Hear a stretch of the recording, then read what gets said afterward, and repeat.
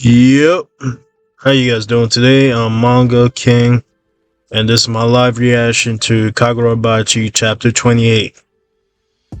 Now, last chapter, before I even start off the live reaction, last chapter we learned that the main character is able to use the different enchanted blades, so he's able to use Cloud Geyser now, which is interesting because I thought you had to make a deal for it, but I guess is whether the main character is special and he can use all the swords if you make a contract with it, or it's just up to the swords to make a contract with you. So it's not just the main character that can do it, but I'm assuming that the main character might be special, or at least he knows some type of special thing that his dad taught him. At the very least, I know for sure he knows how to make the swords because I believe the Cloud Geyser was destroyed when he fought Sojo. So anyways, let's start off the live reaction on me. Okay, it looks like we're having a flashback to November 4th. Okay, let's see. You okay? It's more exhausting than I expected. Maybe it's because it's in the subspace, but it's hard to connect for long. Shiba's like, we just have to take it slow. So you're sure it's in the subspace? Yeah. The way it's structured, it cannot physically exist in this world. So what's happening right now is we're going to flashback to when the main character was still trying to connect with his sword, because his sword is in the subspace of the family head. So he's trying to see if he can recon inside the subspace. So anyways, let's go back to the story. The main character is like, extend infinity above and below, so there's no limit to the subspace. I guess that's what they're telling us. Anyways, let's go back. Wow. Okay, this is Shiba responding. Wow. Okay, if it did exist in this world, I'll jump there and snag that thing. So no, okay. So this is him talking about Shiba talking about his teleportation, I guess. So he can teleport anywhere, I guess, but I guess he can't teleport in the subspace. Unless I think maybe he can, but he has to be there at least once before he can start teleporting any location. So that makes sense. Anyways, let's go back to the stories. The main character says, so now the question is Hakari. And my boys was playing over there. He started running towards them. Makers was like, have you ever seen leadership of the Suzumi clan get passed down? Has your dad been the boss since you were born? And Hakari's like, my grandpa retired because he was sick. Yeah, that's right. So my dad took over as the new boss. I wonder how they passed on this access to the storehouse. You know, like a set. Okay, he got cut off. Then Akari yells out a ceremony. There was some kind of ceremony, and the main character's like, "Do you remember what they did?" Akari's like, "It was a long time ago. I remember that they did it underground cemetery." Underground cemetery, and the main character is like cemetery. Hakari is like the Suzumi clan cemetery. It got sacred powers. Oh, that's interesting. So they got cemetery, they got sacred power, whatever that means. Hakari continues to say, what kind of ceremony? Let me think. It was just the two of them, so I wasn't actually there. I see. Chiba is like, so then we're gonna find out how to do the ceremony and force them to pass the transfer to Hakari, right? So what they're basically, okay, what I'm getting from what they're saying right now is they're trying to figure out if there's a requirement to get the power to get to the storehouse, which makes sense. So if they know how to do it, they can force the family head to give that ability to Hakari, which I always felt like Hakari was going to be an important character because when they introduced him, I just felt like they did too much for him to not be important. So it's two things for me. I think he's going to end up having the power of the storehouse and be able to get in and out, or actually get the power himself. And the second thing, I always think the like I always said it, I think the main character is gonna give his sword to somebody, so they can have it. Like, I don't think the main character is gonna use all this enchanted blades for himself. He's gonna find allies he believe in, maybe Shibai, maybe Azumi, and maybe Hakuri. And I believe this auction, the sword about to sell, I think he's gonna give it to Hakuri. And the reason I think it is, even though there's a lifelong contract to the enchanted blade where they have to accept you, and this blade that they're about to sell, I forgot the name, already has a master. I think they're gonna kill the master of this blade, because I believe they keep showing this guy in the prison for some reason. So, and I think that he's captured, so he might get killed off. So the blade they're gonna sell off is gonna need a new owner or a new master, and I believe Hakuri is gonna be the new master.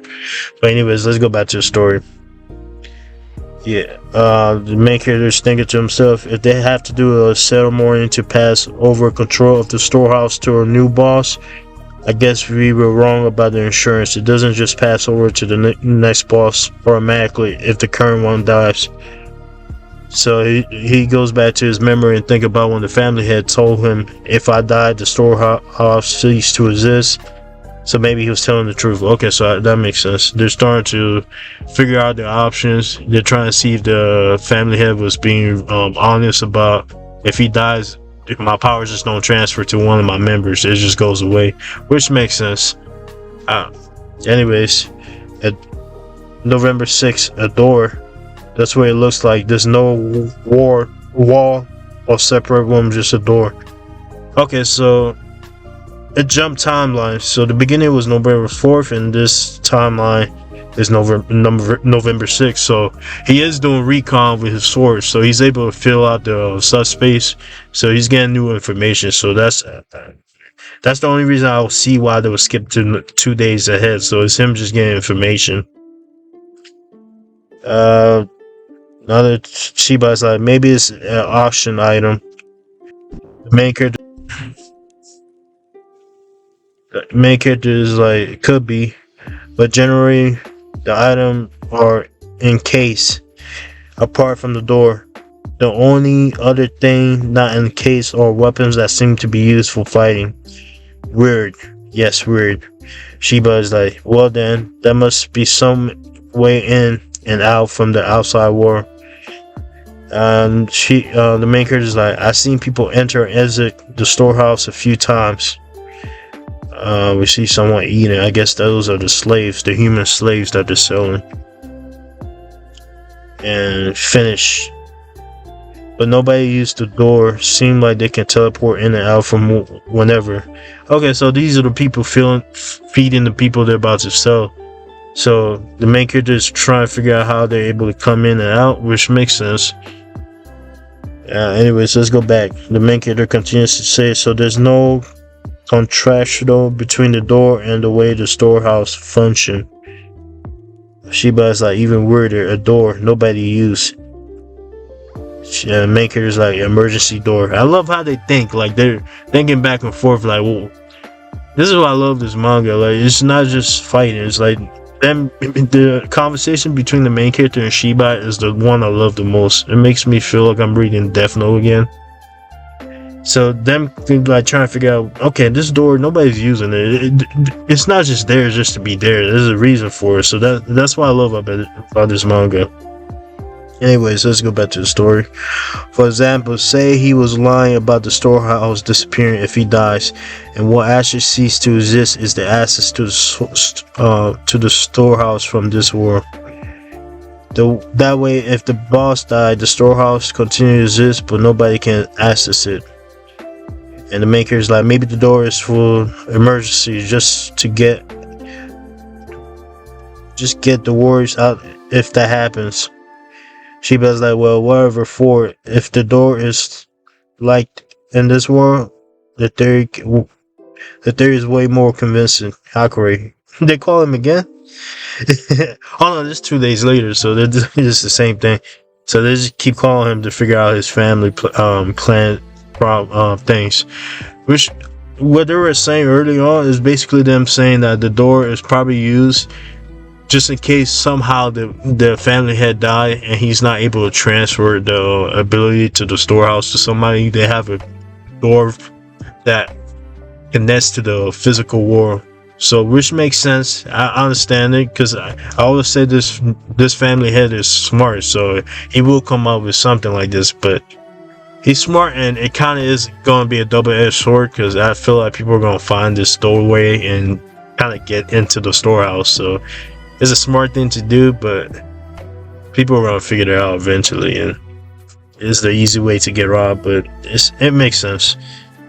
Anyways, Hakuri runs to them. The main character's like, "You ever seen this door anywhere? Door. It's okay if you haven't."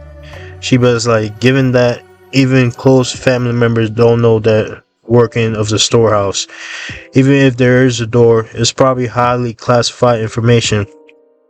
The door? I don't know. Wait, the crest. That crest. Hakuri is thinking. Do we go back to current event? Because we see the family head saying, "What was that noise?" He's here, which means he figured it out. The emergency door, access door, the storehouse, insurance, and the only way you can breach it. Oh, so even the family, I guess we did move back to the current timeline because this is the auction now. So they show us how the main characters figured out there is an emergency door. This is a smart way to write a story. So there's a reason that they're not just budging in here to steal the sword directly. They know how to get to the storehouse. So, and we're coming back to the current event, showing that the family head is no dummy. He figured out that the main cast know too. Anyways, we see a door, and we narration say your target is the level below this one, the lowest level of the Rakuzushi. The Suzumi clan underground cemetery, the Nagoho Jun. I probably said that wrong. I'm gonna put a picture of it right here because I probably said that whole name wrong. All right, let's go back to the auction. We see people talking. I guess the crowd. Shoro Rokoho is here. Don't worry about guard duty. Go kill him. Go. Don't let the 50 million yen escape. This shows how these people are like underground people. They're sending the security guards to go fight him and get the bounty money from the main character. We see the head of the family thinking to himself, he's on the move. I'm glad Shoro Rocco was good enough to come as a usable item. The ente would be worth more than the Sudushi. So basically the family head is saying that since there's a lifelong contract to do, I'm not sure if those are the name for it, but the contract that you have to make with the sword to be able to use it is not worth as much if the main character isn't dead, because nobody can use it. It's just basically going to be an item you have in your house and you can't use it. So the main character showing up now gives them the opportunity to kill him, and it making the sword more worth the price, basically. Anyways, it looked like we see where he's keeping the storehouse. It looked like secure, and we go back to him thinking to himself, you ain't the seller. The ante changed hands when you traded it in for the Hakuri. I could target your life without guilt. And this is the family head not saying it out loud to everybody. Now, gentlemen. Oh, never mind. We don't get to see what he sees. We go back to our cast in the car. Hino, watch this kid, please. Okay, so we got Uzumi with us, the kid that we saw like last chapter, looking for his sister. So I guess he's gonna be part of the crew now. Hakuri, you ready? Yeah. Time for us to head in. For Shiro, us through the front door. This is Shiba saying it. It still works even though it's broken. Oh, we get to see the main character. Like, oh, we got that. I told you he's inspired by Zoro. He got this lightning sword in his mouth. That's some Zoro-ish, man. Anyways, yeah, but I can't tell. It's close to finish. It's down to just the ember. After a few more moves, the Cloud Geyser will be done. Okay, so this, I am right. The main character do know how to fix these swords, and it makes sense. His dad showed him how to do it in the first chapter. We saw him working, being the swordsmith, so it makes sense. A blacksmith, small smith. It makes sense that the main character would know how to do this. If someone's going to use it, it might as well Maya. So he's talking to him. So that makes sense. He fixed the sword after he destroyed against Sojo. Now he's using it for himself. What? Lightning? Never mind that. So you see the security guard. Then you just see him cutting them through, kill him. He's gone. He's fast, but that's not all. Calm down, target the light source. Oh, this is amazing. You just see him pop up. Like he's using the shadow. Like he's popping out behind people, cutting people up. Did you see that? Oh, okay. We got the other security guards coming in now. He threw his weapon as bait. How skillful. We got a bunch of people. One with messed up teeth. We got a couple of people here. I guess the main character is thinking to himself, they're elite. Well, I expected that from a few of them. Oh, whoa. The girl is here. The strongest Kanabi is here. She just popped out of nowhere. Kind of injuring people. That's kind of messed up. People on her own side. Well, technically not their side because everybody here is for themselves, I guess. Anyway, she popped out and she said, yo. And that's how the chapter ended. Okay, that's a cool chapter. That's a cool chapter. Man, this chapter is cool. I give it a 9 out of 10 because it's just the conversation of them figuring out the doorway thing. I love stuff like that. So I give this a 9 out of 10. It looks like the art is getting better. Character designs are getting better too. But that's it. Do all the YouTube stuff. Subscribe, comment down below. And Manga Family, we out.